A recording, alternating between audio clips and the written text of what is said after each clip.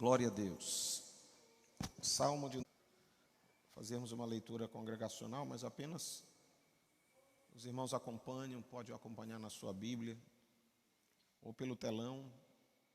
Mas gostaria que todos lessem, todos acompanhassem a leitura, pois este é um salmo de gratidão. Diz assim: quando o Senhor restaurou a sorte de Sião, ficamos como quem sonha. Então a nossa boca se encheu de riso e a nossa língua de júbilo. Então, entre as nações se dizia: grandes coisas o Senhor tem feito por eles. De fato, grandes coisas o Senhor fez por nós, por isso estamos alegres. Restaura, Senhor, a nossa sorte, como as torrentes no Neguebe.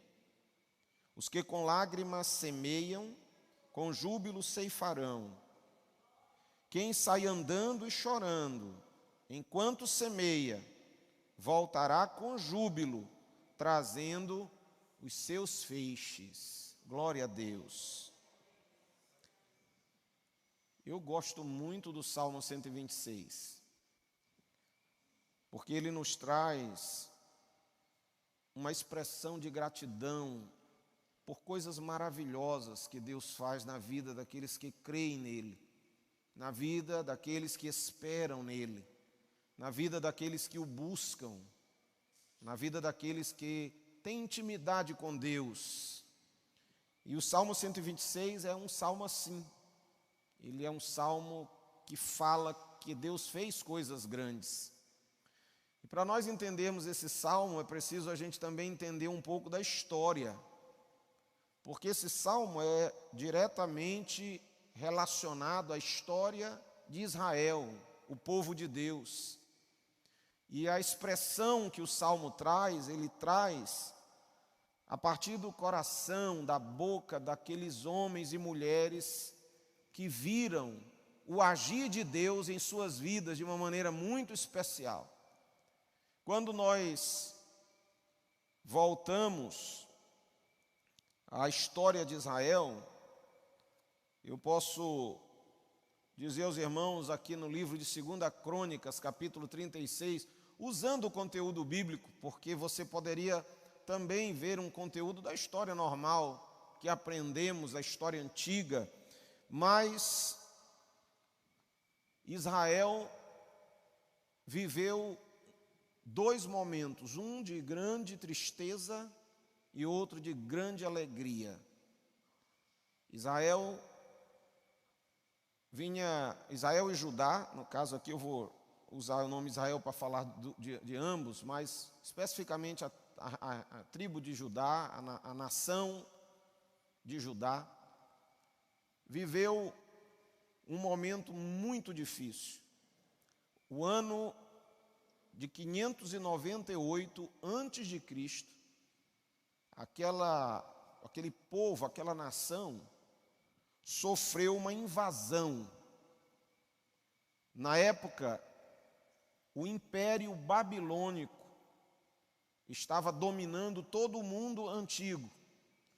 As nações mais poderosas da época foram vencidas na batalha.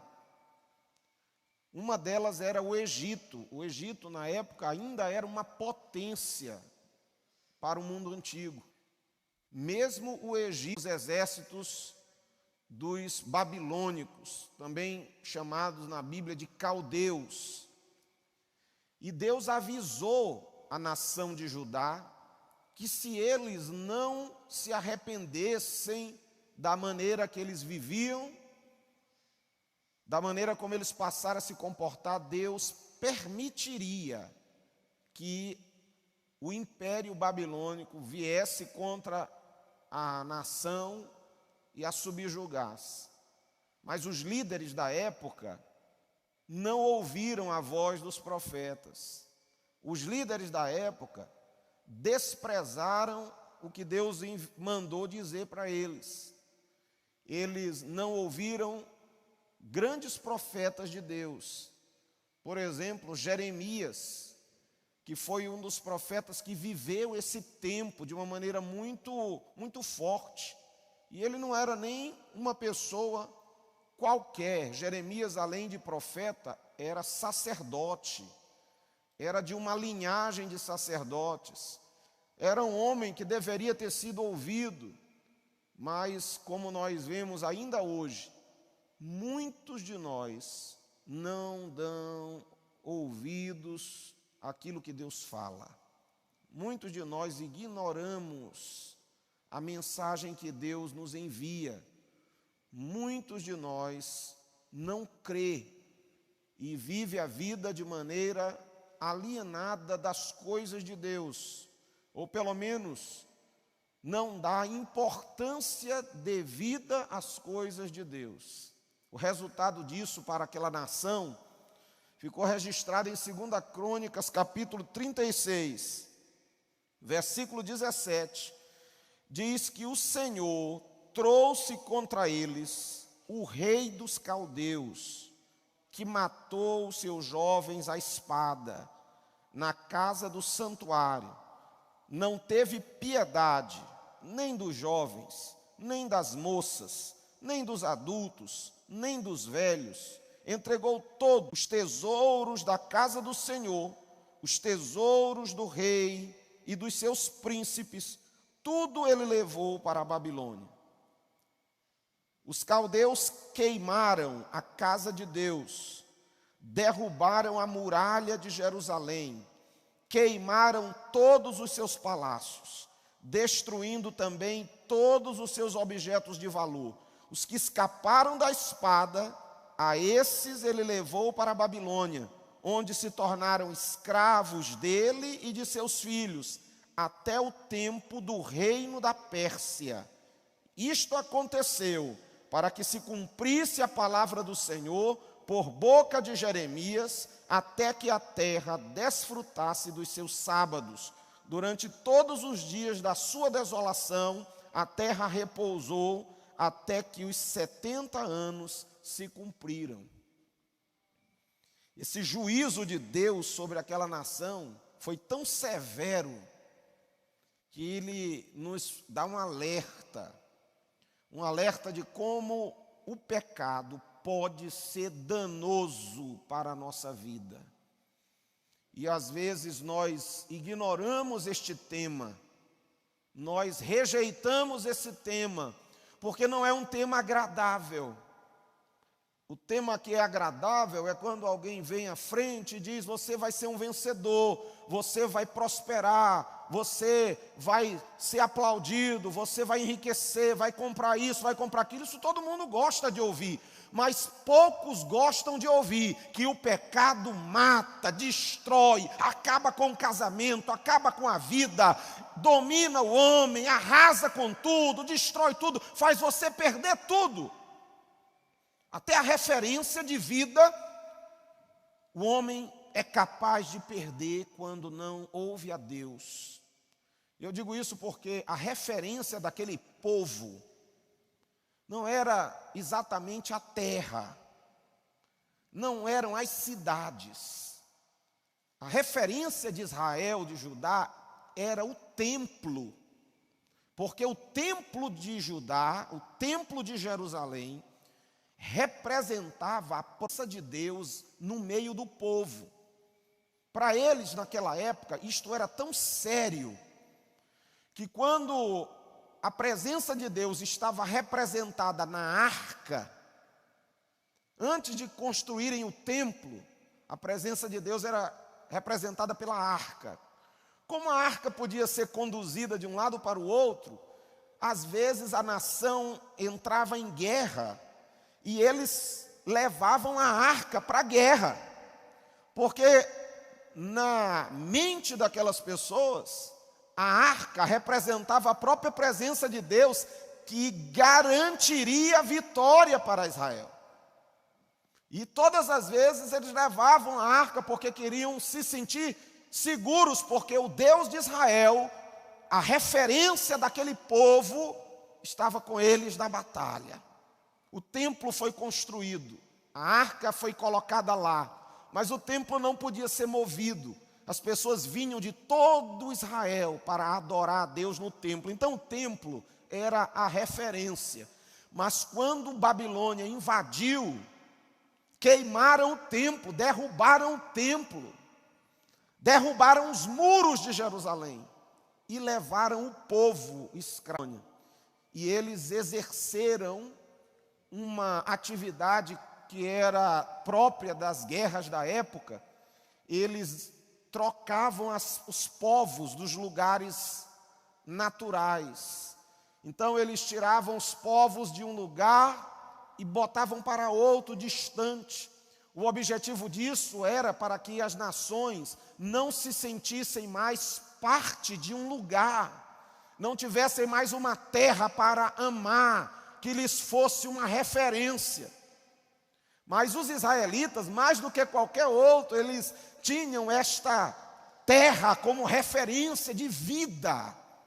Mas a desobediência e o pecado tirou deles até a própria presença de Deus. E por causa disso, eles foram para as terras distantes da Babilônia e ali ficaram por 70 anos. Por 70 anos. Nabucodonosor veio contra Jerusalém 3 vezes. Levou as pessoas a primeira vez, a segunda vez, mas na última vez ele destruiu a cidade inteira. Não sobrou nada de Jerusalém. E o resto que tinha foi levado embora. A cidade e aquela terra ficou desolada. 70 anos. E aí, depois desse período, Deus cumpriu a sua promessa e disse: vou restaurar. E eu quero dizer aos irmãos que isso foi um fenômeno fantástico da parte de Deus. Não houve outro povo entre eles que tenha sido restaurado ao seu lugar. Só Israel voltou, só Judá voltou, porque Deus interviu. Os filisteus que foram levados se perderam, os heteus, os heveus, os jebuseus, todos os moradores daquela região foram levados e se perderam pelas terras onde eles foram espalhados. Até a nação, a parte chamada Israel, até hoje está espalhada, se perdeu. Mas Deus interviu a favor de Judá para cumprir a sua promessa que ele tinha feito a um homem fiel. Por causa da promessa de Deus, a homens fiéis, a Abraão, a Isaac, a Jacó, a Davi, Deus não permitiu que Judá se acabasse. Dessas nações do passado, Israel só existe hoje, e é a única que ainda existe, porque Deus é fiel. E isto me dá uma lição muito profunda de que vale a pena eu servir a Cristo, eu ser fiel a Deus, eu ser obediente a Deus, porque passam-se os séculos, passam-se milênios, mas Deus permanece fiel para comigo. A palavra de Deus diz que Ele faz misericórdia até 1000 gerações. Você pode passar daqui a uns anos, se Jesus não vier nos buscar, talvez nós já tenhamos ido. Nossos filhos e netos estarão sendo as gerações que virão. Mas a promessa de Deus é que a bênção dele alcançaria gerações por nossa causa. E quem sabe hoje estamos aqui, temos sido abençoados, porque outros foram fiéis. E ao contrário do pecado, a fidelidade a Deus nos abençoa. Ela abençoa a família, ela abençoa os povos. E Deus, para cumprir a palavra que prometeu a seus servos fiéis, a Davi, que governou 500 anos antes de ter acontecido esta invasão, Deus disse para Davi: nunca vou deixar faltar um herdeiro teu no trono. Nunca. E Deus foi fiel. Davi se foi, mas Deus cumpriu a palavra. Aí 70 anos se passaram, o governo persa, por causa da guerra, substituiu o governo babilônico. O Império Persa invadiu o Império Babilônico, destruiu o Império Babilônico, e os governadores persas, os reis, os imperadores persas, dominaram o mundo. Aonde a nação babilônica alcançou, eles foram além, expandiram. E o rei mais conhecido e mais famoso do Império Persa, o mais poderoso, o mais inteligente, o mais habilidoso para governar, foi chamado Ciro o Grande. De todos os reis da Pérsia, ele foi o expoente, o homem mais preparado. Ele tinha uma habilidade de governar que superou os que vieram antes e depois dele. Ele expandiu o reino. Mas Deus, para cumprir a palavra, do nada, Deus visita Ciro. Capítulo 36 de 2 Crônica, versículo de número 22 até o 24, até o 23. Ele repete as mesmas palavras de Esdras, capítulo 1, versículo 1 a 4. E ele diz assim: no primeiro ano de Ciro, rei da Pérsia, para que se cumprisse a palavra do Senhor, por boca de Jeremias, o Senhor despertou o espírito de Ciro, rei da Pérsia, que ordenou que se proclamasse em todo o seu reino e que se pusesse por escrito o seguinte, versículo 23, assim diz Ciro, rei da Pérsia. Olha o que ele viveu, o maior rei de sua época, o imperador, diz a Bíblia, o Senhor, Deus dos exércitos, me deu todos os reinos da terra e me encarregou de lhe edificar um templo em Jerusalém, que fica em Judá. Aquele dentre vocês que for do seu povo, que suba a Jerusalém e o Senhor seu Deus esteja com ele. Olha o que Deus fez. Deus pegou um povo escravo, há 70 anos espalhado, e disse para, em um momento, Deus visita o imperador e põe no coração do imperador esta ordem. Ele dormiu de um jeito e acordou de outro. Quando ele levantou, ele disse: o Deus do céu me mandou reerguer o templo em Jerusalém. Veja onde tem judeus espalhados no meu reino.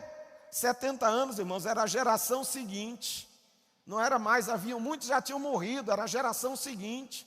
Todos já estavam espalhados, cada um fazendo os seus negócios, vivendo entre os estrangeiros.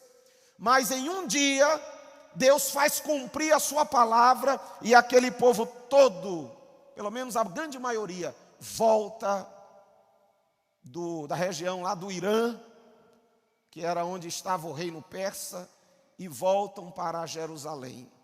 E quando eles chegam, eles usam a expressão do Salmo 126 e dizem: quando o Senhor restaurou a sorte de Sião. Sião é Jerusalém. Quando o Senhor restaurou, eles estavam maravilhados, porque ninguém jamais tinha ouvido algo tão grande. Não aconteceu isso com nenhum outro povo. Por isso o versículo de número 2, ele diz assim: entre as nações se dizia, grandes coisas tem feito o Senhor por eles, porque ninguém viveu o que eles viveram.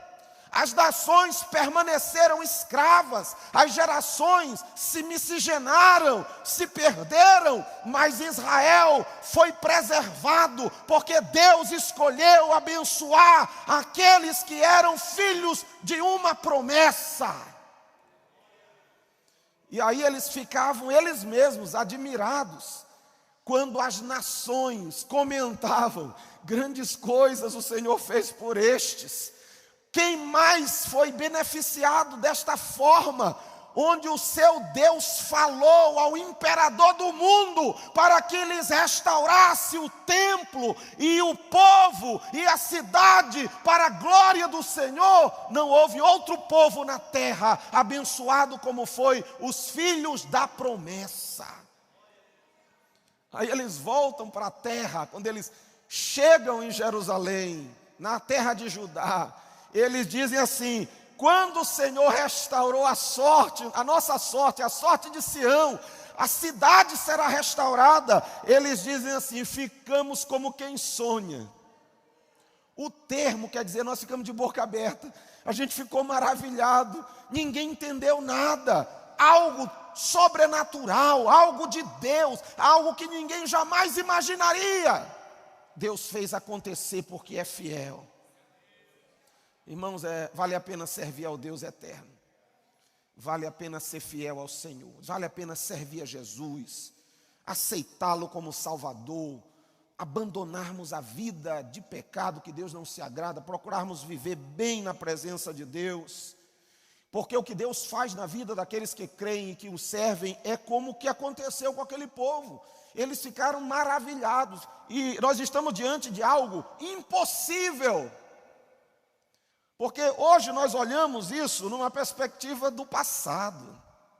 A gente tenta enxergar o sentimento de um povo que viveu há 2.500 anos antes de nós hoje. Não temos ideia do que aquilo significou para eles. O texto traz para nós, mas multiplique isto por 1000. O que eles viveram não foi algo comum, não foi algo banal, não foi algo, se repetiu aí com 2 ou 3, não. As nações olhavam para eles e estavam admiradas, porque Deus estava cumprindo a sua promessa. E aí eles dizem assim, versículo 2, então a nossa boca se encheu de riso. Eu não sei se os irmãos já experimentaram alcançar uma conquista. Eu, há muito tempo atrás, assisti um filme de um ator que, o nome do filme é assim, Em Busca da Felicidade, ou A Procura da Felicidade. E o ator, ele tenta reproduzir exatamente esse momento que ele vive o maior ápice da felicidade dele. Quem já viu esse filme deve lembrar, é o Will Smith, o ator. Então ele sofre o tempo inteiro, é um vendedor que tudo se acabou para ele não conseguiu mais, ele perdeu o emprego, ele vivia com um filho, andando de um lado para o outro, dormia nos albergues, e a história, uma parte conta toda a decadência da vida daquele homem, e conta o esforço dele para arrumar emprego, para se virar, sem roupa, e as vergonhas que passava, a dificuldade que vivia, até que surgiu uma oportunidade, alguém acreditou nele de uma maneira totalmente impossível, e ele então consegue um emprego e se esforça, consegue um grande cliente e recebe uma promoção, e é contratado definitivamente, recebe uma promoção. Aí esse exato momento aparece ele vivendo a felicidade, e ele ria, ele consegue transmitir bem aquela felicidade. Ele ia na rua rindo, olhando para as pessoas rindo, e aquilo para ele era um sonho. Eu penso que o que Israel viveu, Judá viveu, foi parecido com isso, um sonho. Eles não acreditavam, meu Deus, estamos em casa, é a nossa terra, é o templo, são os muros. E quando nós vivemos aquilo que Deus nos dá, quando vivemos as bênçãos de Deus, nós vivemos assim, nós rimos, não dá para conter a alegria, a gente chora de felicidade, a gente quer falar para um, quer falar para outro, a gente quer testemunhar, a gente louva, agradece, passam-se dias agradecendo, louvando e saboreando aquilo que Deus faz. Por isso é que eles dizem, nossa boca se encheu de riso, nossa língua de júbilo. E as pessoas olhavam e viam, Deus fez coisas grandes por este povo. Quando o Deus eterno age em nossa vida, as pessoas veem o que Ele faz. Elas podem não entender, elas podem não saber como, mas elas veem o resultado do que Deus faz. E nós também, porque eles dizem no versículo 3, de fato, grandes coisas o Senhor fez por nós. Nós que servimos a Deus, que cremos em Deus, podemos também viver esta experiência que Deus faz. E foi uma experiência tão profunda que o Salmo tenta nos conduzir a perceber o que aconteceu, como eles perceberam. Pode você ver no Salmo que ele tenta mostrar como isto foi admirável para quem estava de fora e para eles. Aquela nação viu um milagre acontecer, muros serem restaurados, o templo foi restaurado. Aquilo significava a presença de Deus voltou, a nação existe novamente. Isso foi que eles viveram. Mas se isto não é suficiente para quem lê, ele acrescenta mais alguns exemplos para nos ensinar e mostrar como foi forte o que eles viveram. Aí ele diz no versículo 4, restaura, Senhor, a nossa sorte, como as torrentes no Neguebe. E aí você, quando olha o mapa de Israel, você vê que o Neguebe era uma região que ficava de fato em Judá. Só que era uma região ao sul de Judá, aonde ela era rota comercial importante. Haviam cidades no Neguebe. Hoje, no Israel moderno, a região do Neguebe é irrigada artificialmente e florescem cidades grandes em Israel, na região do Neguebe. Mas era um deserto lá, ainda é um deserto. Mas uma coisa interessante naquele deserto é que na época da chuva, embora não fosse uma época muito prolongada e as chuvas não fossem lá, toda esta chuva como a gente conhece, o índice pluviométrico da região é baixo. Mas na época de novembro até fevereiro, as chuvas vinham sobre a terra, sobre toda Israel. E as chuvas que caíam nas montanhas, elas escorriam como uma enxurrada.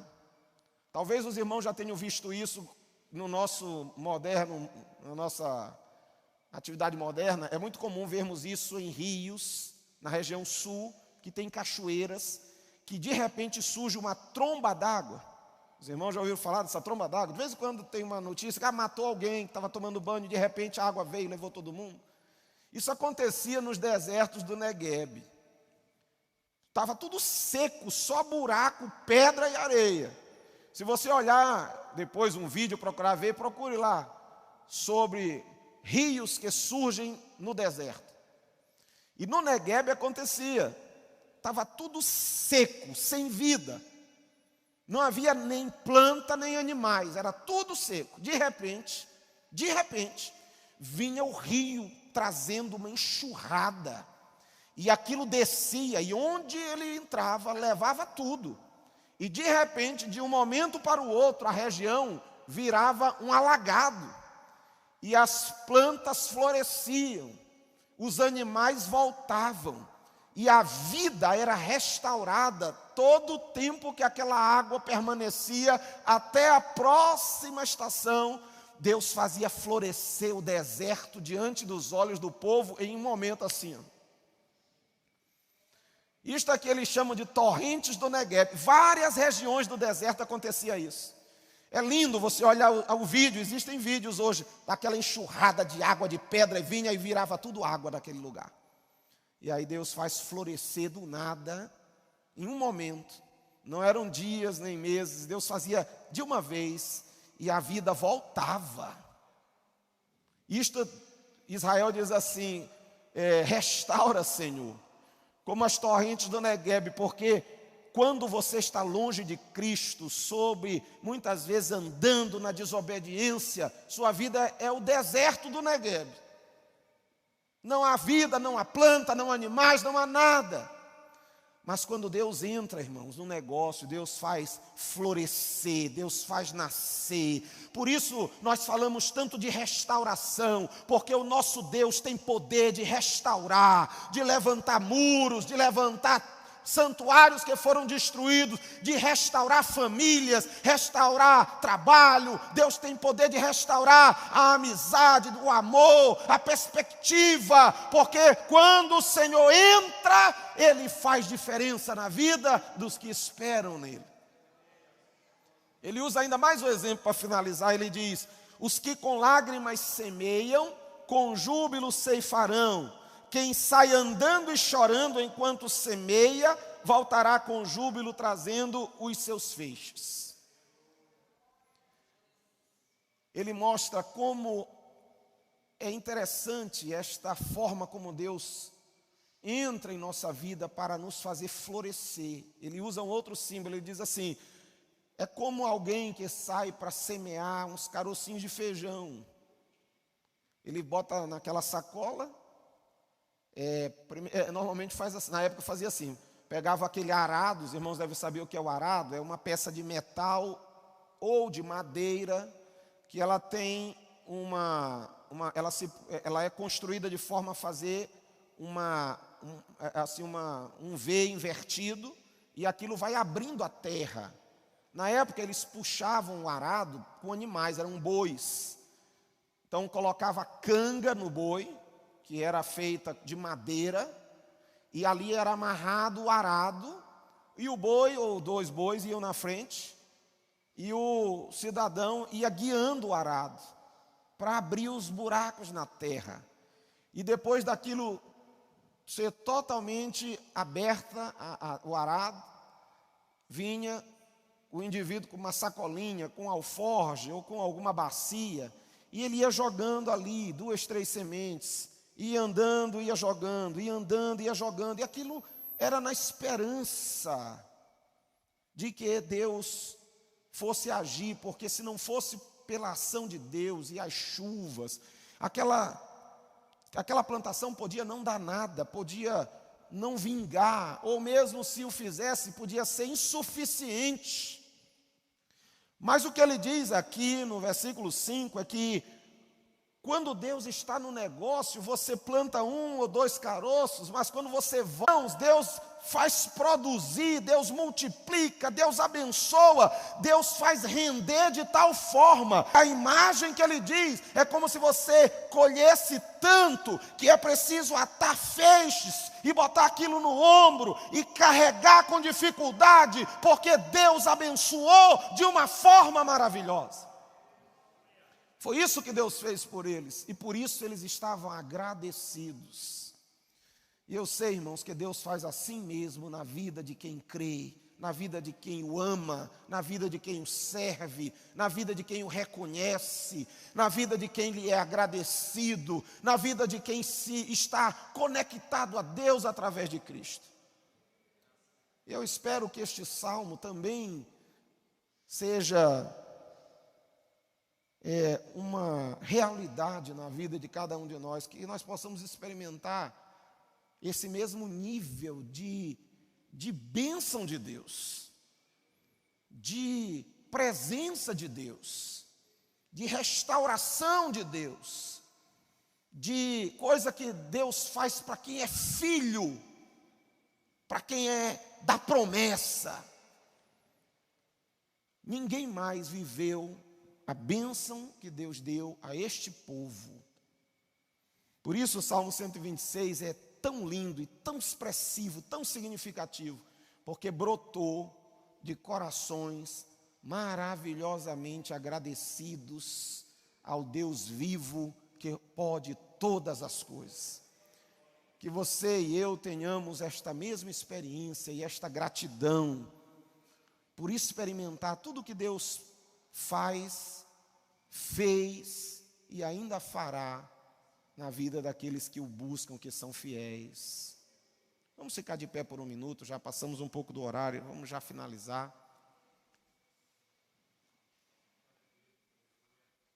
Hoje é uma noite de gratidão, e todos nós podemos também nos recordar das maravilhas que Deus já fez por nós. e renovar a esperança que o mesmo Deus que operou no passado e fez essa coisa tão grande, tão maravilhosa, tão espetacular por um povo, também fará por nós que somos o seu povo, que somos seus filhos fiéis, que estamos buscando a sua presença. Mas eu não poderia encerrar este culto sem convidar alguém que deseja entregar sua vida a Cristo, ouviu esta palavra, entendeu aquilo que Deus pode fazer por nós. Se você que veio aqui hoje, se está afastado de Cristo, ou mesmo se nunca entregou sua vida a Ele, a Bíblia nos ensina que nós precisamos nos arrepender dos nossos pecados e aceitar Jesus Cristo como nosso Salvador de forma consciente, de forma verdadeira, de forma voluntária. E todo aquele que o fizer assim, Deus determinou que seria salvo. O jeito parece estranho para a maioria de nós, mas foi Deus que quis assim. Ele salva os que creem e entrega a vida a Cristo. Não há necessidade de um esforço sobre-humano, nem de algo como aqueles que decidem pagar promessa. Não precisa nada disso. Precisa você crer de todo o coração que Jesus Cristo é o Filho de Deus, morreu por você, ressuscitou dos mortos e hoje reina e voltará para buscar o seu povo fiel. E a promessa dele em sua palavra é que os que morreram pela fé nele, crendo nele, serão ressuscitados, e nós, se quando ele vier estivermos vivos, seremos arrebatados e estaremos com ele para sempre. Esta é a promessa. E assim como ele cumpriu suas promessas no passado, como vimos agora, ele